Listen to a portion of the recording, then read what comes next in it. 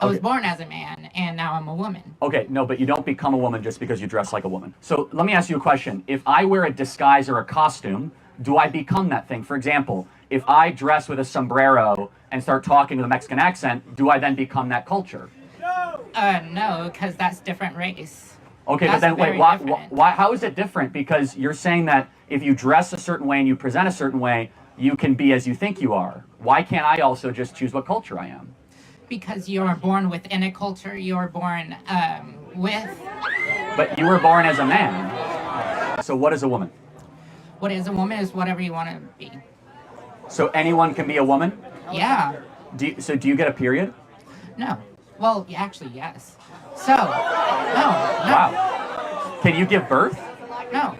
So a woman can be whatever you want it to be. Is that correct? Yeah, but cis women can also be and have all of those so things. Under that logic, can I become a bobcat or a giraffe?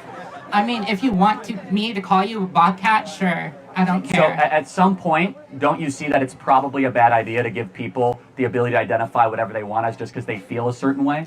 Why would it be a bad thing? Well, shouldn't we have some sort of objective truth that male and female differences and distinctions matter? Trans people rights and openly do not agree with the fact that men can become women, women can become men. So number one, that's not taking away anyone's rights. That's a recognition of reality. And also, 2 + 2 = 4 is not a reversal of anybody's rights.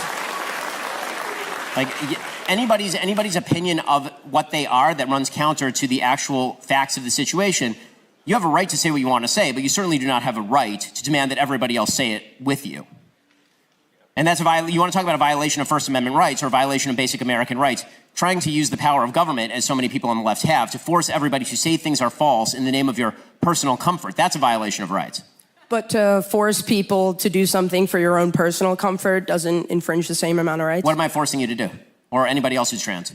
Not be who they feel that they should be. They're not telling you. No, I mean, you can be anything you want to be. I mean, but you can't be, let's put it this way. You can think whatever you want to think about yourself. You can't be anything you want to be. You can't be Napoleon, you can't be Jesus, and you can't be a member of the opposite sex. I mean, the facts of life are the facts of life.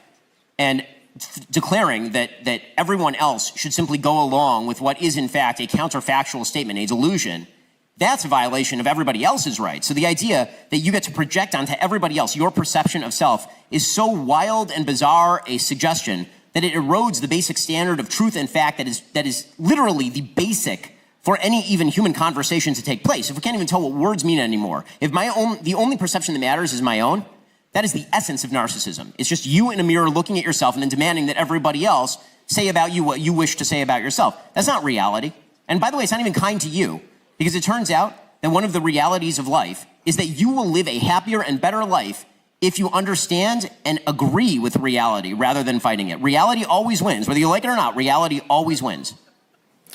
So in the same way that I guess people kind of have to accept that they won't be accepted, you're taking it... It's not about being accepted. It's about you have to accept. Let's say if you're a male and you believe that you're a female, or you're a female and you believe that you're a male, you're going to have to accept the baseline reality that what you think is false about you.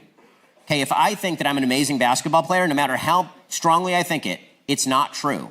And it's going to be, I can think that as much as I want to think it. And the minute I get on the basketball court and I put up a jumper that gets blocked by some dude who's 6'5", right, then everybody's going to realize I just wasn't that good at basketball. And no matter what I thought about myself, I still wasn't good at basketball. That's a reality.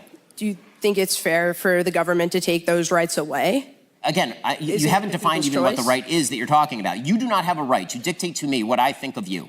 And you certainly do not have a right to dictate to me what I think about reality, especially when what I think reflects reality and what you think does not.